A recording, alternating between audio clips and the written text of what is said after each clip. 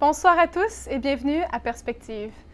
Hier, des milliers étaient réunis place Saint-Pierre pour entendre la catéchèse du pape François lors de l'Angélus. Il leur disait que l'amour doit être le point de départ de tout ce que fait un chrétien.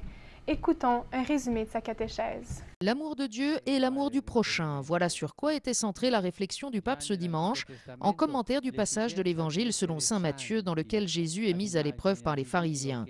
Dans sa réponse au docteur de la loi, Jésus révèle combien ces deux commandements sont inséparables, comme les deux faces d'une même pièce. C'est de l'amour de Dieu que tout doit partir et où tout converge. L'amour pour les autres rend témoignage d'un amour plus grand. Cela implique pour le chrétien le devoir de prendre soin des plus faibles, a précisé le pape, spécialement l'étranger, la veuve et l'orphelin. Il ne s'agit pas là de deux commandements, mais de l'unique visage de Dieu qui se reflète dans le plus petit, le plus fragile, le plus démuni de nos frères. Désormais, à la lumière de cette parole de Jésus, l'amour est la mesure de la foi, et la foi est l'âme de l'amour. Nous ne pouvons plus séparer la vie religieuse, la vie de foi, du service des frères, ces frères concrets que nous rencontrons. Nous ne pouvons plus séparer la prière, la rencontre avec Dieu dans les sacrements, de l'écoute de l'autre, de la proximité envers sa vie, et spécialement envers ses blessures. Rappelez-vous ceci. L'amour est la mesure de la foi.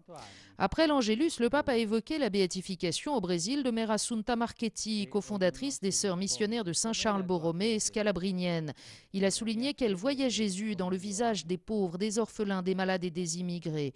Rendons grâce au Seigneur pour cette femme, a conclu François, modèle d'esprit missionnaire inlassable et de dévouement courageux au service de la charité. C'est un rappel et une confirmation de ce que nous avons dit auparavant sur la nécessité de chercher le visage de Dieu dans le frère et la sœur qui est dans le besoin. Samedi matin, le pape François a rencontré des membres du mouvement Schoenstatt, environ 7500 pèlerins dans la salle Paul VI au Vatican. Le mouvement est une communauté nouvelle, issue d'une région en Allemagne qui tient son nom. La communauté a été fondée en 1914. Les pèlerins étaient donc rassemblés à Rome pour fêter ses 100 ans. Voici un résumé de cette rencontre inoubliable. Leur rencontre avec le pape s'est déroulée sous forme de dialogue autour de 5 questions posées au Saint-Père.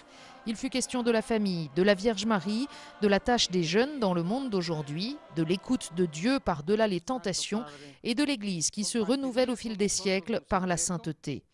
Aux nombreux fidèles de ce mouvement catholique allemand rassemblés pour célébrer le premier centenaire de leur fondation, le pape a rappelé que l'Église grandit par attraction, par le témoignage, et qu'un chrétien n'est jamais orphelin puisqu'il a une mère, Marie, vers qui il peut toujours se tourner.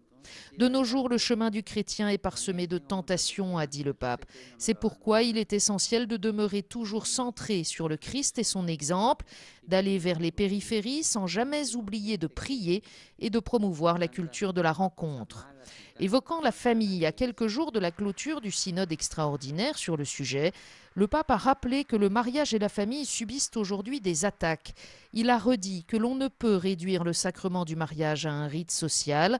On se marie pour toujours, a insisté François, même si dans le monde actuel prévaut une culture du provisoire qui tend à détruire les liens et généraliser la solitude. C'est tout pour cette émission. À demain.